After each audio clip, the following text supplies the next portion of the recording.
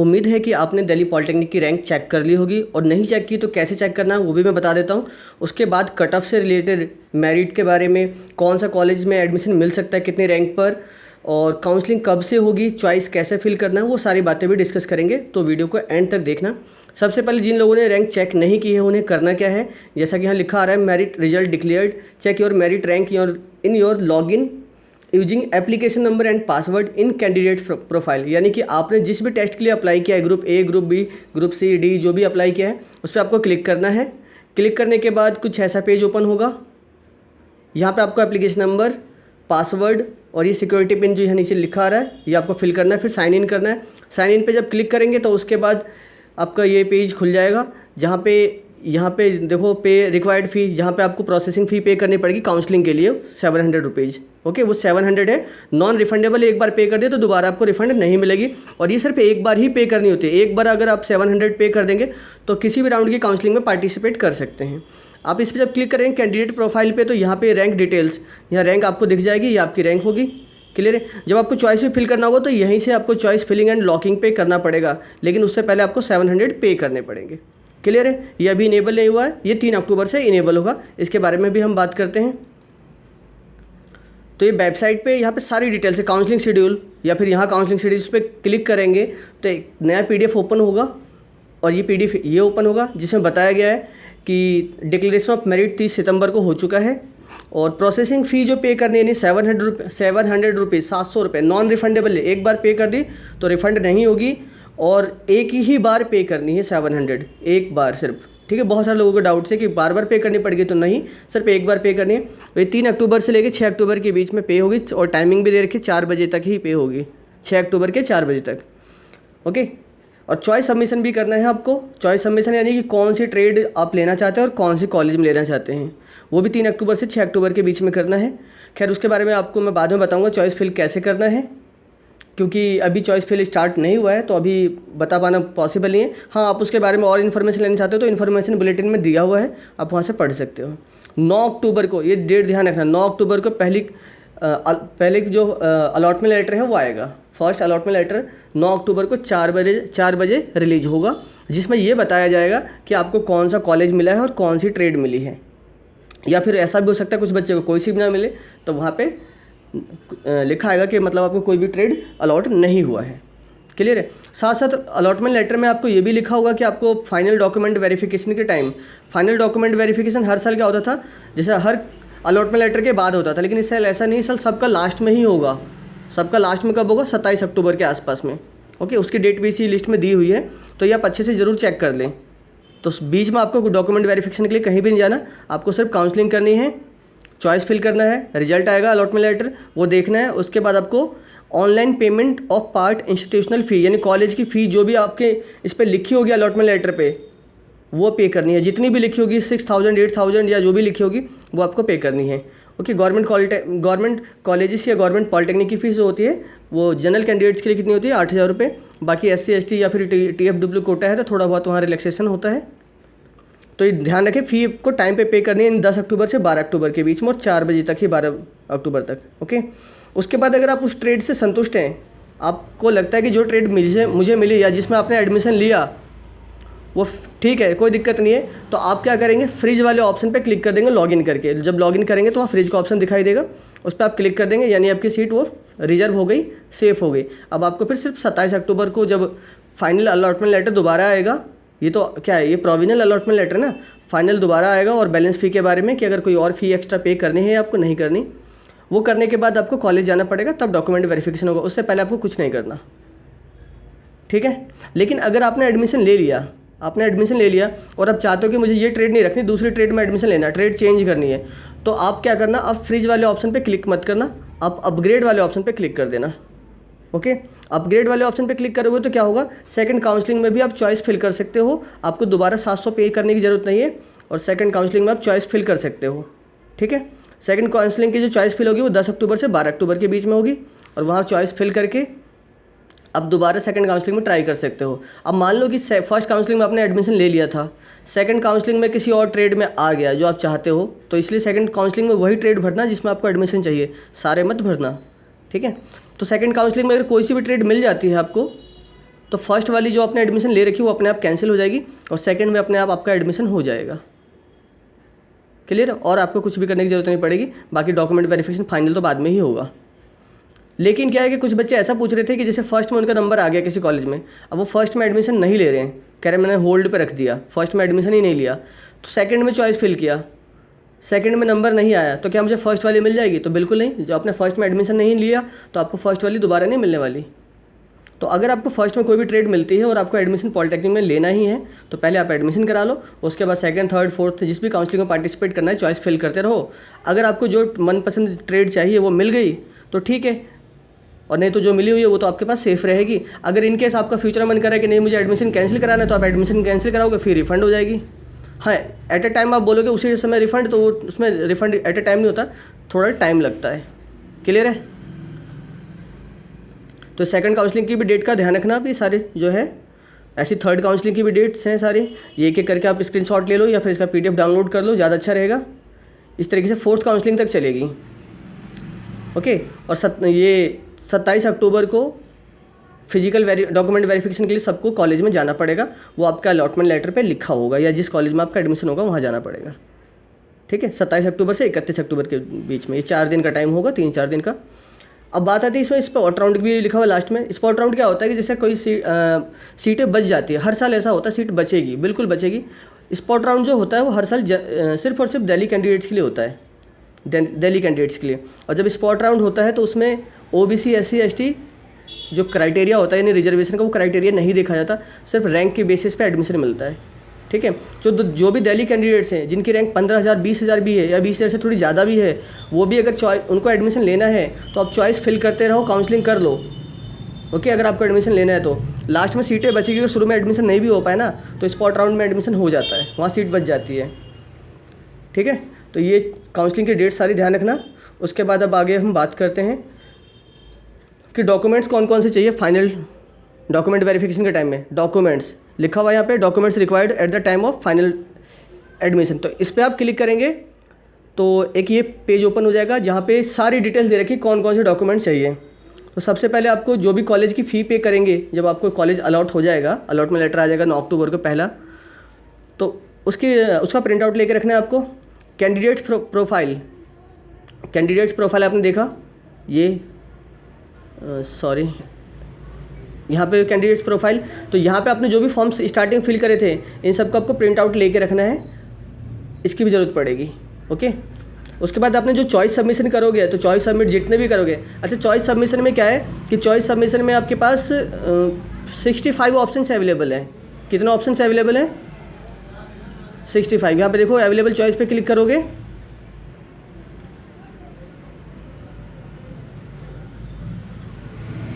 कोई बात नहीं अभी नहीं दिख रहा तो कोई बात नहीं, बाद में आप देख लें। 65 चॉइस अवेलेबल है और 65 के 65 आप फिल कर सकते हो, सारे फिल कर सकते हो फर्स्ट में जितने भी आप चाहो तो। हाँ, कुछ में ऐसा हो सकता है जैसे ग्रुप बी है, ग्रुप सी है, ग्रुप डी है, वहाँ चॉइस थोड़े कम हो सकते हैं कि उनके लिए अगर कम कॉलेज है। जैसे ग्रुप सी की बात करें तो 5-6 कॉलेज में ग्रुप सी के लिए ट्रेड्स अवेलेबल है, तो सिर्फ उनके लिए वही कॉलेज शो होंगे। ग्रुप बी की बात करें, ग्रुप बी में 2 ही कॉलेज हैं तो उनके लिए 2 ही चॉइस फिल होंगे, शो करेंगे। ठीक है, उसके बाद बात करें प्रोविजनल अलॉटमेंट लेटर जो आएगा उसकी भी आपको प्रिंट आउट लेकर रखना है। उसका भी डेट ऑफ बर्थ सर्टिफिकेट के लिए आपको जो स्कूल से सर्टिफिकेट मिला है 10th का वो लेकर रखना है और उसकी फ़ोटोकॉपी भी करानी है। सेल्फ अटेस्ट करना है यानी कि खुद से साइन करके ले जाना है, किसी और से नहीं कराना है। ठीक है, उसके बाद मार्कशीट आपको स्कूल से मिल चुकी होगी तो उसकी फ़ोटोकॉपी, और मार्कशीट नहीं मिली है तो जो नेट से आपने प्रिंट आउट किया था उसको प्रिंसिपल से अटेस्ट करा ले और साइन करवा लें, वो चल जाएगा। ओके, कोई प्रोविजनल सर्टिफिकेट मिला है स्कूल से तो वो भी आप लेके जा सकते हैं। SC, ST, OBC, PWD जो भी कोटा है उसका सर्टिफिकेट कंपलसरी है, और वो आपको पता है क्राइटेरिया क्या है कि 1 अगस्त 2019 के बाद का बना होना चाहिए। कैरेक्टर सर्टिफिकेट कंपलसरी है, कैरेक्टर सर्टिफिकेट आपको स्कूल से मिल जाएगा, नहीं मिला तो आप ले लो स्कूल से। अगर स्कूल से नहीं मिलता है, आपको नहीं मिल पाता है, तो उस केस में बाहर किसी भी गजेटेड ऑफिसर से, कहीं से भी कोई भी गजेटेड ऑफिसर जो फर्स्ट क्लास ऑफिसर होता है उससे बनवा लो, बन जाएगा आपका। ठीक है, तो एक ओरिजिनल भी लेके जाना और एक सेल्फ अटेस्टेड कॉपी भी, इन सबकी सब में लिखा हुआ है। उसके बाद मेडिकल सर्टिफिकेट भी चाहिए, जो आप किसी भी MBBS से, चाहे वो प्राइवेट MBBS हो चाहे गवर्नमेंट हो, कोई भी क्लिनिक वाला हो, जो MBBS जिसके पास डिग्री है उससे आप बनवा सकते हो। वो आपसे थोड़े पैसे लेके, कुछ पैसे लेके आपको बना देगा। ठीक है, और इन सब का परफॉर्मा जो है ना उसमें दिया हुआ है, किसमें, वेबसाइट पर भी दिया हुआ है। यहाँ पे वेबसाइट के डाउनलोड सेक्शन में देखो यहाँ पे सारे डॉक्यूमेंट्स के भी दिए हैं, इस पर क्लिक करके आप डॉक्यूमेंट्स डाउनलोड कर सकते हो जो भी चाहिए। जैसे मेडिकल सर्टिफिकेट तो इस पर क्लिक करोगे, डाउनलोड करके, और आपको खुद फिल नहीं करना है, डॉक्टर से फिल कराना है, ठीक है। उसके बाद undertaking regarding prohibition of ragging, मतलब आप कॉलेज में जाएंगे तो आप रैगिंग कभी किसी के साथ नहीं करेंगे, इसके लिए एक सर्टिफिकेट, ये भी सब आपको यहीं पे दिया हुआ है। डाउनलोड वाले सेक्शन में देखो एंटी रैगिंग दिया हो ना, इसको फिल करके खुद के साइन करने हो, इस पर पेरेंट्स का साइन का ऑप्शन है तो पेरेंट्स का साइन भी कराने हैं, क्लियर है। और ये कंपलसरी है, नेट वाला ही प्रिंट करना है, नेट पे जो यहाँ वेबसाइट पे दे रखा है। टीसी या एसएलसी या माइग्रेशन सर्टिफिकेट, कोई इन तीनों में से कोई एक चाहिए, और इसके साथ साथ इसकी फ़ोटोकॉपी भी चाहिए 2, और सेल्फ अटेस्ट कराना है, खुद के साइन करने, किसी एमएलए, किसी एमपी या किसी मुखिया, किसी विधायक के साइन नहीं कराने हैं, ठीक है। उसके बाद डिक्लेरेशन या अंडरटेकिंग फॉर नॉन माइग्रेशन, यानी कि मतलब जो आप एडमिशन ले लेते हैं, क्लासेस शुरू हो जाती हैं, क्लासेस स्टार्ट होने के बाद बच्चे का मन करता है कि नहीं मुझे पूसा से मुझे किसी और पॉलिटेक्निक में जाना है, अम्बेडकर में जाना है, या किसी का मन करता है कि मुझे आर्यभट्ट में जाना है, या आर्यभट्ट से किसी और में जाना है, तो वो माइग्रेशन आप नहीं करा सकते। इसके लिए आपको एक डिक्लेरेशन सर्टिफिकेट देना है, और ये भी आपको कहाँ मिल जाएगा, यहीं पे डाउनलोड वाले सेक्शन में, नॉन माइग्रेशन, ठीक है। उसके बाद बात करते हैं undertaking by the student for maintaining discipline in the institute during the course of study, मतलब आप वहाँ डिसिप्लिन मेंटेन रखेंगे, कोई भी मिसबिहेव नहीं करेंगे, तो उसके लिए भी आपको उसके लिए भी जो फॉर्म गिवन है वो भी फिल करना है, और वो भी यहीं पे सब मिलेगा, सबको आपको डाउनलोड के सेक्शन में मिल जाएगा यहाँ पे, ठीक है। सब कुछ अवेलेबल है, अदरवाइज यहाँ नहीं मिलेगा आपको तो कहाँ पे मिलेगा, इन्फॉर्मेशन बुलेटिन लिखा हुआ दिख रहा है, इसे डाउनलोड करो, इसके अंदर सारी डिटेल्स है। जैसे कुछ बच्चे पूछते हैं कि कौन सा बेस्ट कॉलेज है, कौन से कॉलेज में प्लेसमेंट ज़्यादा अच्छी होती है, तो इसमें कॉलेज के बारे में सबके बारे में डिटेल दी हुई है, लास्ट में हर कॉलेज के बारे में बताया कि कौन सी कंपनी आती है। तो प्रोस्पेक्टस को आप जरूर पढ़ो, इन्फॉर्मेशन बुलेटिन को आप जरूर पढ़ो, उसमें लास्ट में सब कुछ गिवन है, क्लियर है। इधर देखो अब आगे, उसके बाद लास्ट में एक और ऑप्शन है hand written undertaking already uploaded, जो आपने अपलोड किया था फॉर्म फिल करते वक्त, वो भी चाहिए आपको। तो ये 14 चीज़ें चाहिए, इसका ध्यान रखना, ओके। अगर कोई जनरल कैंडिडेट है जिसके पास ओबीसी SC ST नहीं है तो उसके लिए 13 ही चाहिए, उसके लिए वो सर्टिफिकेट नहीं चाहिए। बाकी ओबीसी के लिए लिखा हुआ नॉन क्रीमिलियर सर्टिफिकेट जो होगा वो 1 अगस्त 2019 के बाद का बना होना चाहिए। तो ये तो डॉक्यूमेंट्स की बात हो गई। अब आगे बात कर लेते हैं किस चीज़ के बारे में, जो सबसे ज़्यादा समस्या है आपको कि कट ऑफ के बारे में है ना, कट ऑफ के बारे में बात करते हैं। कोई बात नहीं, थोड़ा सा वेट करो। ये इन्फॉर्मेशन बुलेटिन है जिसे आप डाउनलोड करके ज़रूर पढ़ो, इसमें हेल्पलाइन नंबर सब कुछ दिया हुआ है, यहाँ पूरा कंटेंट दिया हुआ है कि इसमें क्या क्या चीज़ें अवेलेबल हैं। और इसमें जो सबसे खास है देखो, कॉलेज के बारे में सबकी इसकी शॉर्ट फॉर्म्स दी हुई है, जैसे अम्बेडकर को क्या बोला गया AK, आर्यभट्ट को AB, तो ये आपको ये कोड्स पता होने चाहिए क्योंकि इसका एड्रेस भी दिया हुआ है, सभी कॉलेज का एड्रेस, टेलीफोन नंबर सब कुछ दिया हुआ है, तो आप यहाँ से वो इन्फॉर्मेशन ले सकते हैं। प्राइवेट कॉलेज कौन से, गवर्नमेंट कॉलेज कौन से, सारी इन्फॉर्मेशन अवेलेबल है, ओके। ट्रेड वन, ये कोर्स ए में कौन कौन से ट्रेड्स अवेलेबल है, वो सारे ट्रेड भी आप यहाँ से देख सकते हो। कोर्स B में, कोर्स C में और कोर्स D में, सब के लिए बताया गया है। सबसे खास बात देखो, यहाँ पे आप देखोगे तो जैसे कोई भी कोर्स ले लेते हैं हम, कोई भी, जैसे केमिकल इंजीनियरिंग है तो chemical engineering Guru Nanak Dev polytechnic में है, सिर्फ गुरु नानक देव में है, कितने की सीटें हैं, 105। अभी ये मॉर्निंग में भी है, इवनिंग में भी है, दूसरे किसी कॉलेज में तो नहीं है ना।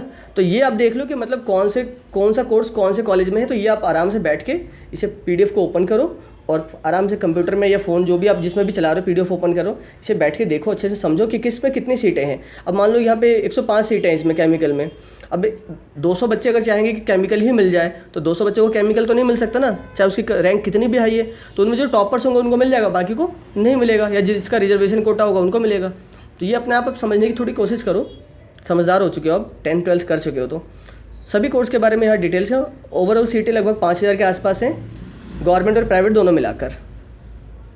ऐसे ही फिर जो ITI वाले बच्चे हैं, यानी टेस्ट वो ग्रुप D के बारे में बताया गया कौन से कॉलेज में कितनी सीटें हैं कौन से कोर्स के लिए, तो ये भी आप अच्छे से आप यहाँ देख लो, उसके बाद अपने आप तब जाके चॉइस फिल करना, ठीक है। देख लोगे यहाँ कॉलेज की टाइमिंग भी दे रखी है कि कॉलेज की टाइमिंग कब से स्टार्ट होती है, और यहाँ एक एक कोर्स के बारे में, कोर्स में क्या होगा, क्या पढ़ाया जाएगा, क्या सीखने को मिलेगा, सब कुछ लिखा हुआ है। तो आप क्यों इधर उधर परेशान होते, क्यों टेंशन लेते हो, सब कुछ यहाँ से देखो ना, आप सब कुछ लिखा है। कौन सा कोर्स गर्ल्स के लिए, कौन से कोर्स कौन से कॉलेज में, देखो सभी कॉलेज के लिए लिखा हुआ है ना, नाम लिखा हुआ है। तो ये चीज़ आप खुद से पढ़ सकते हो आराम से, बड़े प्यार से, तो ये सब ज़रूर पढ़ो, ठीक है। जैसे फैशन डिज़ाइनिंग 2 कॉलेज में है, सिर्फ गर्ल्स के लिए है,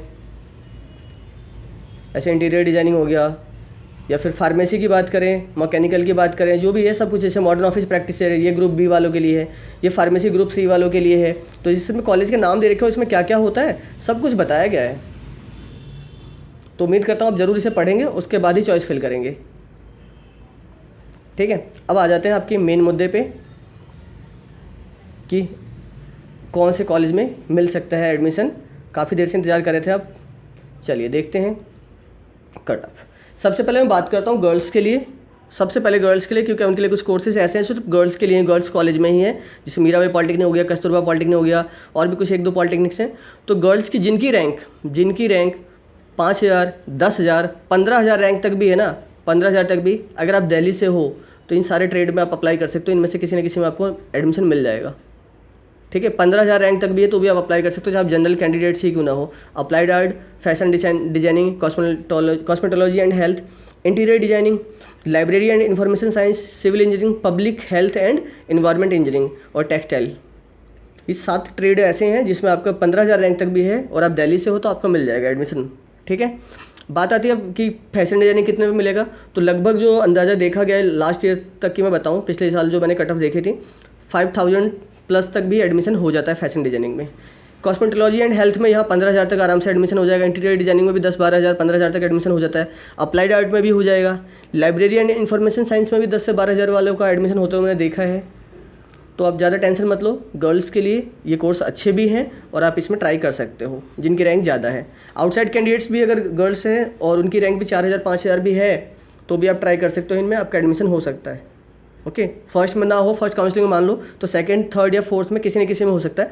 अब पर्टिकुलर एक एक कैंडिडेट मेरे से पूछेगा कि मेरी 2,000 रैंक है, मेरी 500 रैंक है, मेरे इस कोर्स में हो जाएगा, तो सबका जवाब देना या सबका प्रेडिक्शन कर पाना पॉसिबल नहीं। ये एक एस्टिमेटेड एक्सपेक्टेड कट ऑफ मैं बता रहा हूँ जो मैंने पिछले कई सालों से देखा है। तो इस बार भी ऐसा हो सकता है कि इतने रैंक पे हो जाएगा जो मैंने आपको बताया। अब आप खुद समझ लेना। अब पर्टिकुलर कमेंट करके पूछोगे कि मेरी 55% है और मेरी इतनी रैंक है, मुझे ये मिलेगा या नहीं मिलेगा बताओ, तो ऐसा कोई नहीं बता सकता। आप दिल्ली पॉलिटेक्निक के हेल्प डेस्क पे भी कॉल करोगे तो वो भी आपको सुनाएंगे और बताएंगे कुछ नहीं, क्योंकि ये किसी को नहीं पता है। क्योंकि ये डिपेंड करता है कि नंबर ऑफ़ कैंडिडेट्स जिन्होंने अप्लाई किया है उनमें से कितने कैंडिडेट्स एडमिशन लेते हैं, कितने कैंडिडेट्स एडमिशन लेते हैं। क्योंकि बहुत सारे बच्चे ऐसे होते हैं जिन्होंने फॉर्म तो भर दिया है बट वो एडमिशन नहीं लेंगे, वो कहीं और स्कूलों में एडमिशन ले चुके हैं, कोई कुछ और करने लग गया है, तो इसलिए सीटें बच जाती हैं। तो ज़्यादा रैंक वालों का भी एडमिशन हो जाता है। क्लियर है? तो उसके बाद आगे बात करते हैं हाई कट ऑफ ट्रेड्स, यानी जिनकी कट ऑफ बहुत ज़्यादा जाती है, यानी जो टॉपर्स, जो जिनकी रैंक जैसे 1 rank, 10 rank, 100 rank, 200 rank, 500 rank, इस तरीके से रैंक जिनकी जाती है। तो सिविल इंजीनियरिंग की सबसे ज़्यादा डिमांड होती है, बच्चों में सबसे ज़्यादा क्रेज होता है। तो सिविल के लिए मैं बताऊँ, अगर आप दिल्ली से हैं और आपकी रैंक अंडर 3,000 है तो शायद लास्ट तक आपको एडमिशन मिल सकता है। ठीक है, लेकिन स्टार्टिंग में उसको ही एडमिशन मिलेगा जिसकी रैंक अंडर 1,000 है, तभी एडमिशन मिल सकता है, अदरवाइज मुश्किल है स्टार्टिंग में, फर्स्ट काउंसलिंग में। ठीक है, और आउटसाइड कैंडिडेट की बात करूँ तो आउटसाइड कैंडिडेट में अगर आपकी रैंक अंडर 200 या अंडर 100 है तो ही आप सिविल के लिए उम्मीद करना है स्टार्टिंग में, वो भी पूसा में या फिर आर्यभट्ट में, इन कॉलेजों में। क्लियर है? अब ये मत पूछना कि सिविल कौन कौन से कॉलेज में, हमने बता दिया, आप इन्फॉर्मेशन बुलेटिन में पढ़ो, वहाँ पर सब कुछ बता रखा है कि सिविल कौन से कॉलेज में है। ओके, ऐसे इलेक्ट्रिकल की बात करूँ तो इलेक्ट्रिकल में भी लगभग आपका 2,000 से 3,000 रैंक तक, 2,000 to 3,000 रैंक तक एडमिशन हो सकता है। जनरल कैंडिडेट्स भी हुए तो हो सकता है, कोई प्रॉब्लम नहीं आएगी, दिल्ली वालों का हो जाएगा। आउटसाइड कैंडिडेट्स की बात करें तो यहाँ पे अंडर 400 रैंक तक हो सकता है, अंडर 400 रैंक तक हो सकता है। बट ये नहीं कि फाइनली हो ही जाएगा, ये एक्सपेक्टेड है। हो सकता है इससे ज़्यादा रैंक वालों का भी थोड़ा हो जाए या फिर थोड़ा कम पे भी रह जाए, वो डिपेंड करता है नंबर ऑफ़ कैंडिडेट्स जितने एडमिशन लेंगे, जितने प्रोसेसिंग फ़ी पे करेंगे, जितने चॉइस फिल करेंगे। ओके, और जिन्हें एडमिशन लेना है तो सेकंड या थर्ड काउंसलिंग के लिए वेट मत करो, वो फर्स्ट काउंसलिंग में ही चॉइस फिल करो और मैक्सिमम चॉइस फिल करो। जैसे 65 चॉइस है ना, तो मैं तो यूँ कहूँगा जो आपको स्टार्टिंग में जो सबसे ज़्यादा पसंद है उनको सबको शुरू में फिल करो, और जो बच गए सबको भर दो लास्ट तक, कोई ना कोई ट्रेड आपको मिल जाएगी पक्का। टूल एंड डाई मेकिंग की भी ट्रेड हाई रहती है और इसकी फ़ीस भी ज़्यादा है गवर्नमेंट पॉलिटेक्निक की, ध्यान रखना। इकलौते कॉलेज में है जिसकी लगभग 25,000 के आसपास पर ईयर फीस है, और बाकी कॉलेजों की 8,000 रुपये पर ईयर, एक साल की 8,000 रुपये फीस है। कंप्यूटर इंजीनियरिंग भी 3,000 साढ़े 3,000 रैंक पर तक एडमिशन मिल जाता है स्टार्टिंग में। ओके, हो सकता है अगर आपकी ओबीसी है, एससी है, एसटी है तो आपका 5 से 6,000 रैंक तक भी एडमिशन हो सकता है कंप्यूटर इंजीनियरिंग में। अगर आप आउटसाइड कैंडिडेट हैं तो आप मान सकते हैं कि लगभग 1,000 रैंक तक भी आपका एडमिशन कंप्यूटर इंजीनियरिंग में हो सकता है। कोई कंपलसरी तो नहीं, बट ऐसा देखा गया कि 1,000 रैंक तक भी हो जाता है। Outside candidates. Electronic and communication में भी जनरल कैंडिडेट्स हैं तो 3000 रैंक तक आपका एडमिशन 3-3.5 तक भी हो सकता है। और जैसे कुछ पॉलिटेक्निक जैसे गुरु नानक देव पॉलिटेक्निक, इनमें थोड़ा जल्दी हो जाता है, यानी ज़्यादा रैंक भी है तो भी हो जाएगा। सबको पूसा नहीं मिल सकता, सबको आर्यभट्ट नहीं मिल सकता, सबको अम्बेडकर नहीं मिल सकता और सबको जीवी पंत नहीं मिल सकता। इस बात को समझ लें अच्छे से। इसलिए ज़्यादातर मैक्सिमम जिस भी कॉलेज में वो ट्रेड अवेलेबल है सबको फिल करें, ओके, तभी किसी न किसी में आपको एडमिशन मिलेगा। और अगर एडमिशन मिल जाता है तो उसके बाद आप उस कॉलेज से संतुष्ट नहीं है या उस ट्रेड से संतुष्ट नहीं है, अगर दोनों से संतुष्ट नहीं है तो आप क्या करेंगे, आप फ्रीज वाले ऑप्शन पे ना क्लिक करके अपग्रेड वाले ऑप्शन पे क्लिक करके सेकंड काउंसलिंग में भी पार्टिसिपेट कर सकते हैं। लेकिन सेकंड काउंसलिंग में वही चॉइस फिल करें या थर्ड काउंसलिंग में जो आपको चाहिए। ऐसा नहीं है कुछ भी फिल कर दें और मान लो कि फर्स्ट में आपको मिली थी इलेक्ट्रॉनिक एंड कम्युनिकेशन और सेकंड में आपने भर दिया ऑटोमोबाइल के भी लिए और भी कोई ट्रेड के लिए, और ऑटोमोबाइल आपको चाहिए नहीं, फालतू में भर दिया, ऑटोमोबाइल मिल गई ना अगर मान लो, या फिर कोई और सी ट्रेड, पॉलीमर टेक्नोलॉजी या कुछ भी, तो फर्स्ट वाली अपने आप कैंसिल हो जाएगी। फिर आप मुझसे मत कहना या किसी और से मत कहना, इसलिए सोच समझ के भरना, ठीक है। ऑटोमोबाइल में भी लगभग 3500-4000 रैंक तक हो जाता है। और अगर आपकी रैंक ज़्यादा रैंक है तो आप प्राइवेट में ले सकते हैं। प्राइवेट में इसमें नंबर आ जाएगा। प्राइवेट के कुछ कॉलेजेस हैं जहाँ पे जल्दी एडमिशन हो जाता है, तो इन चीज़ों का आप ध्यान रखें, ठीक है। उसके बाद आगे अगर मैं बात करूँ, थोड़ा बाहर से नॉइज आ रहा होगा तो खैर इसे इग्नोर करो आप। MLT की बात करें, मेडिकल लेबोरेटरी टेक्नोलॉजी, तो इसमें भी एडमिशन या भी जो नीचे ट्रेड आ गई हैं इनमें अगर थोड़ी रैंक आपकी ज़्यादा भी है, नहीं 5000, 6000, इवन यूँ बोलूँ तो 7-8 हज़ार रैंक तक भी एडमिशन हो जाता है लास्ट तक। ये नहीं कहूँगा कि फर्स्ट में ही एडमिशन हो जाएगा, बट 6000 से 7000 रैंक तक भी एडमिशन हो जाता है। कई बार हो सकता है थोड़ा कम पे ही हो जाए, थोड़ा और भी बढ़ जाए। मैंने बताया ना, सबके पीछे एक ही रीज़न है कि नंबर ऑफ़ कैंडिडेट्स कितने काउंसलिंग करने जा रहे हैं। क्लियर है? तो आप ये मत सोचें कि आपकी रैंक 10,000 15,000 तो आपको एडमिशन नहीं मिलेगा। लास्ट ईयर मैंने देखा था 22,000 रैंक तक वालों का भी एडमिशन हुआ था। 22,000 रैंक तक स्पॉट राउंड में भी हुआ था, और उससे पहले अगर उनके पास कोई रिजर्वेशन कोटा है जैसे SC ST है तो भी एडमिशन हो जाता है। मैकेनिकल की बात करें तो मैकेनिकल में जैसे गुरु नानक देव पॉलिटेक्निक है, वहाँ पे 8 से 9,000 रैंक तक भी एडमिशन हो जाता है, ठीक है। इलेक्ट्रॉनिक एंड कम्युनिकेशन यहाँ भी एडमिशन हो सकता है। प्रिंटिंग टेक्नोलॉजी पूसा में है सिर्फ, और यहाँ पे आपका 5 से 6,000 रैंक तक है या इससे ज़्यादा भी है तो भी एडमिशन हो सकता है। और ये अच्छा कोर्स है, प्रिंटिंग टेक्नोलॉजी भी इतना बुरा कोर्स नहीं है। काफ़ी बच्चे कर रहे हैं, इन्होंने बताया, फीडबैक दिया है, काफ़ी अच्छा कोर्स है। Information technology enabled service and management ITSM, ये भी अच्छा कोर्स है और इकलौते पॉलिटेक्निक में है, रजकौरी इंस्टीट्यूट्स में। और इसमें भी आपका 4,000-5,000 रैंक तक एडमिशन हो सकता है जनरल कैंडिडेट्स का भी। आउटसाइड कैंडिडेट हैं तो आपका लगभग मान के चलिए 1,500-2,000 रैंक तक भी एडमिशन हो सकता है इस कोर्स में, ठीक है। मैकेनिकल मेंटेनेंस इंजीनियरिंग, इनमें भी एडमिशन आपका हो सकता है, ज़्यादा रैंक यानी कि 5-6 हज़ार रैंक है तो भी हो सकता है। प्रोडक्शन इंजीनियरिंग में 7 से 8,000 रैंक, 10,000 रैंक तक भी एडमिशन हो सकता है। आर्किटेक्चरल असिस्टेंटशिप में 10 से 12,000 रैंक तक वालों का भी एडमिशन हो सकता है। और अगर आउटसाइड कैंडिडेट है तो 2,000-2,500 रैंक तक भी एडमिशन हो सकता है इसमें। केमिकल इंजीनियरिंग में भी 8 से 10,000 रैंक वालों का आराम से एडमिशन हो सकता है, ओके। लेकिन ये भी ध्यान रखना, अगर आउटसाइड कैंडिडेट है तो यहाँ पे भी अगर आपका 2,500 रैंक तक भी है, 2,500 तक, जैसे थोड़ा बहुत ऊपर नीचे, तो भी एडमिशन हो सकता है। इंस्ट्रूमेंटेशन एंड कंट्रोल, इसमें भी एडमिशन ज़्यादा रैंक वालों का भी हो सकता है। तो ये सारी ऐसी ट्रेड्स में बता रहा हूँ, polymer technology, garments and fabrication technology, ये सारी ऐसी ट्रेड्स हैं जहाँ पे आपकी रैंक ज़्यादा है, तो इनको ज़रूर ट्राई करें।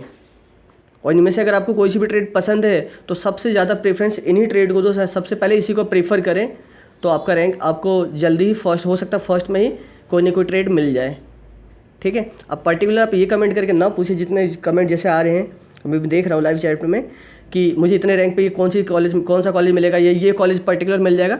तो देखो, इसके लिए कोई नहीं कह सकता मिलेगा नहीं मिलेगा, मैंने आपको एस्टिमेटेड आइडिया दे दिया है, ओके। बाकी आपको लास्ट ईयर की कटअप देखनी है तो लास्ट ईयर की कटअप यूट्यूब पे अवेलेबल है, मैंने आप वीडियो अपलोड कर रखी है, आप सर्च करना Delhi polytechnic 2019 cutoff, okay. Delhi polytechnic 2019 cutoff आपको वीडियो मिल जाएगी। उस वीडियो में मैंने सारा दिखाया हुआ कि फर्स्ट कटअप में कितने कितने वालों का एडमिशन हुआ था लास्ट ईयर, ओके। आप उसे देख के थोड़ा आइडिया लगा सकते हो। आर्ट फॉर ड्राइंग टीचर, इसमें भी 10 से 12,000 रैंक वालों का भी एडमिशन हो जाता है। तो अब ये देख लें एक बार, इन्फॉर्मेशन बुलेटिन को अच्छे से पढ़ लें, इसमें सब आपको समझ में आ जाएगा कौन से कॉलेज में कौन सा कोर्स है, कितने वालों का एडमिशन हो सकता है, नहीं हो सकता है, ठीक है। ओवरऑल मैं आपको बताऊं तो लगभग दिल्ली कैंडिडेट्स जो भी हैं, अगर उनकी 15-20 हज़ार रैंक भी हो और उन्हें एडमिशन लेना ही है तो आप ट्राई कर लो, आप चॉइस फिल कर दो, फर्स्ट काउंसलिंग में 700 रुपये पे कर दो। लेकिन ध्यान रखना 700 वापस नहीं मिलेंगे, ठीक है, अगर नहीं भी मिला कोई ट्रेड तो। लेकिन ये है कि स्पॉट राउंड वाला है ना, दिल्ली वालों के लिए क्या है, स्पॉट राउंड है। 400-500 सीटें हर बार लगभग बचती है ओवरऑल टोटल, मतलब 5000 सीटें ना, तो 5000 में से मिनिमम बता रहा हूँ 500 सीट्स तो बची जाती है। अब 500 सीटें जो बचेंगी उसमें क्या होगा, लास्ट में स्पॉट राउंड में जो दिल्ली के कैंडिडेट्स हैं वो जाएंगे, जो भी ट्रेड उनको मिलनी है, जो भी वहाँ पे बची उनमें से कोई भी चूज करो, आपको एडमिशन मिल जाएगा। बस इस तरीके से होता है। स्पॉट राउंड कैसे होगा वो आगे मैं बाद में बताऊँगा जब सीट बचेगी तो, ओके। लेकिन आउटसाइड कैंडिडेट वालों के लिए स्पॉट राउंड लास्ट ईयर तक तो नहीं होता था, और इस साल भी ऐसा कुछ लिखा नहीं है, यानी आउटसाइड वालों के लिए नहीं होगा। अब जिनकी रैंक आउटसाइड वाले कैंडिडेट्स में बहुत ज़्यादा रैंक है, लेकिन उन्हें मैकेनिकल, सिविल, इलेक्ट्रिकल ही लेना है, ये इन्होंने सोच लिया कि पहले मुझे यही लेना है, तो मैं सबसे अच्छी एडवाइस दे रहा हूँ, अगर आप फीस अफोर्ड कर सकते हो, पे कर सकते हो, तो आप प्राइवेट में एडमिशन ले लो, ज़्यादा अच्छा है। दोनों की वैल्यू बराबर है, वैल्यू किसी की भी कम नहीं है। प्राइवेट में ये है कि थोड़ा और अच्छे से आपको लैब, थोड़ी फैसिलिटी और अच्छी मिलेगी, तो प्राइवेट में एडमिशन ले लो, कोर्स कंप्लीट कर लो, उसके बाद आप आगे बीटेक करना हो या जो भी करना आप कर सकते हो, ठीक है। क्योंकि आउटसाइड कैंडिडेट्स वाले में प्रॉब्लम ये है कि सीट्स उनके लिए कम है, 15% सीट्स है सिर्फ। और 15 मान लो पॉलिटेक्निक की बात करो, किसी भी पॉलिटेक्निक की, तो अगर वहाँ किसी कोर्स के लिए 60 सीटें है तो 60 सीटें या फिर 100 सीटें हैं, 100 सीटों में 15 सीटें ही तो हैं ओबीसी के लिए, वो उसके लिए आउटसाइड कैंडिडेट के लिए। उस 15 में भी ओबीसी के लिए भी रिजर्व है, एससी के लिए भी रिजर्व है, एसटी के लिए रिजर्व है, और भी दुनिया भर का कोटा लगा हुआ है। तो 15 में जनरल के लिए बचेगा कितना, 1 से 2 सीट, 3 सीट, इससे ज़्यादा नहीं। अब सबका तो नहीं हो पाएगा ना, इसलिए प्रॉब्लम होती है आउटसाइड कैंडिडेट्स को। तो ज़्यादा बेस्ट है आपके लिए कि अगर आपको एडमिशन लेना ही है मैकेनिकल, इलेक्ट्रिकल या सिविल में, क्योंकि सबसे ज़्यादा डिमांड बच्चों में यही है, तो फिर सबसे बेस्ट है प्राइवेट पॉलिटेक्निक में एडमिशन ले लो, अगर फ़ी अफोर्ड कर सकते हो तो। एक साल की फ़ीस लगभग 30 से 35 हज़ार रुपये होती है, ओके। लेकिन अभी स्टार्टिंग में जो आपको फ़ी पे करनी पड़ेगी, जब आपको अलॉटमेंट लेटर मिलेगा तो 8,000 रुपये पे करनी होगी। बाकी जो है अक्टूबर में 27 अक्टूबर के आसपास पे करनी पड़ेगी बची हुई फ़ीस इस साल की, पहले साल की, ठीक है। शुरू में सबको 8,000 से ज़्यादा पे नहीं करनी होती। क्लियर है? उम्मीद करता हूँ मैक्सिमम डाउट्स मैंने क्लियर कर दिए हैं। चॉइस फिल करने की बात करें तो चॉइस फिल करने के लिए अगली वीडियोज़ बनाऊँगा, उसमें मैं आपको सारी चीज़ें बता दूँगा कैसे क्या करना है। यहाँ पे अवेलेबल चॉइस पे क्लिक करके सारी डिटेल्स ले सकते हैं, वहाँ से मिल जाएगी आपको, ओके। और कैसे फिल करना है वो सब सारी जानकारी बताई जाएगी आपको। होपफुली आपके ऑलमोस्ट डाउट क्लियर होंगे। बाकी फिर भी कुछ बच गए हो तो यहाँ पे आप देख सकते हैं, यहाँ पे लिखा होगा हेल्प में यहाँ लिखा हो फ्रीक्वेंटली आस्क्ड क्वेश्चन, इस पर क्लिक करके बाकी सारी चीज़ें पढ़ लो, सबके बारे में बताएगा एक एक करके। क्लियर है? FAQ ज़रूर पढ़ो, सबसे बेस्ट रहेगा आपके लिए। चलिए मिलते हैं नेक्स्ट वीडियो में, ऑल द बेस्ट। बाकी आप इन्फॉर्मेशन बुलेटिन पढ़ के और ये डिसाइड कर लो कि देख लो कि कौन सा कोर्स कौन से कॉलेज में है और आपकी कितनी रैंक है, उसके अकॉर्डिंग मैंने आइडिया बता ही दिया है। जिनकी ज़्यादा रैंक है ना, वो कुछ ट्रेड जो मैंने बाद में बताए थे उन ट्रेडों में ट्राई करो, इनमें जैसे लास्ट में जो बताया मैंने सारे इन ट्रेड्स में ट्राई करो। जिनकी रैंक अच्छी है, जिनकी रैंक 2000 या 3000 से ऊपर है, वो इन सब में भी ट्राई कर सकते हो, ऊपर स्टार्टिंग वाले में, हाई कट ऑफ वाले में, ठीक है। और आउटसाइड कैंडिडेट्स जिनकी रैंक 1000 से कम है उनका ही इसमें हो पाएगा लगभग, इन ट्रेड्स में 1000 से ज़्यादा है उनके फिर थोड़े बहुत चांस है, 50-50 चांस है, हो भी सकता है नहीं भी हो सकता है। तो वो फिर बाकी ट्रेड्स भी ट्राई करके देख लें ज़रूर। इसलिए मैं कहूँगा कि 65 ट्रेड्स अवेलेबल हैं चॉइस फिल करते वक्त, 65 के 65 आप भर दें शुरू में। हाँ, अगर आपकी रैंक बहुत अच्छी है, आपकी रैंक 500 है, 200 है, इस तरीके से रैंक है, तो आप कम ही ट्रेड भरें जो आपको चाहिए, तो भी कोई दिक्कत नहीं है, ठीक है। अब बात आ गई ग्रुप बी और ग्रुप सी वालों के लिए। वो कहते हैं कि मेरी 400 रैंक है, 500 रैंक है, मेरा एडमिशन हो पाएगा। तो देखो ग्रुप सी में बहुत ही कम सीटें हैं और गवर्नमेंट पॉलिटेक्निक भी बहुत कम है। तो ग्रुप सी में अगर आपके पास जो रिजर्वेशन है तो लगभग 400-500 तक भी एडमिशन हो सकता है, 400-500 कट ऑफ तक, ओके। अदरवाइज इससे कम है तो ज़्यादा बेस्ट है। ग्रुप बी की बात करें तो वहाँ पे भी सीटें कम हैं, तो वहाँ पे भी आपकी रैंक अगर शुरू में स्टार्टिंग में 200-300 तक है तो मान के चलो फिर आपका एडमिशन हो जाएगा। उसके बाद फिर वो ये कि आप ट्राई कर सकते हो, बट ये नहीं कह सकते कि गवर्नमेंट में ही होगा, प्राइवेट में भी हो सकता है, कोई और प्रॉब्लम हो सकती है, ना भी हो, ओके। बट दिल्ली कैंडिडेट्स हो ना, तो एक ही बात ध्यान रखना, दिल्ली कैंडिडेट्स हो तो आपके लिए स्पॉट राउंड है, यानी सीटें लास्ट में बचेगी। और आपने अगर चॉइस फिल कर रखा है, पहले काउंसलिंग की है, 700 रुपये पे किए हैं, तभी आप स्पॉट राउंड पार्टिसिपेट कर सकते हो स्पॉट राउंड में। अगर आपने पहले चॉइस फिल ही नहीं की, 700 रुपये कभी पे ही नहीं किए, फर्स्ट में, सेकंड, थर्ड, फोर्थ किसी भी राउंड में आपने 700 रुपये पे नहीं किए, तो आप स्पॉट राउंड में पार्टिसिपेट नहीं कर सकते। फिर आप बोलोगे कि सीट तो बच गई, क्योंकि लास्ट ईयर मैकेनिकल की सीट भी 7 सीटें बच गई थी लास्ट में स्पॉट राउंड में। तो स्पॉट राउंड में 10-12 हज़ार रैंक वालों बच्चों ने भी मैकेनिकल ले लिया था। तो इसलिए आप ट्राई करते रहो अगर आपको एडमिशन लेना ही है तो, ठीक है। ऑल द बेस्ट, मिलते हैं नेक्स्ट वीडियो में। वीडियो को लाइक करो और ज़्यादा से ज़्यादा शेयर करो और चैनल को सब्सक्राइब करके रख लो ताकि कोई भी नेक्स्ट वीडियो आए तो उसकी नोटिफिकेशन मिल सके आपको।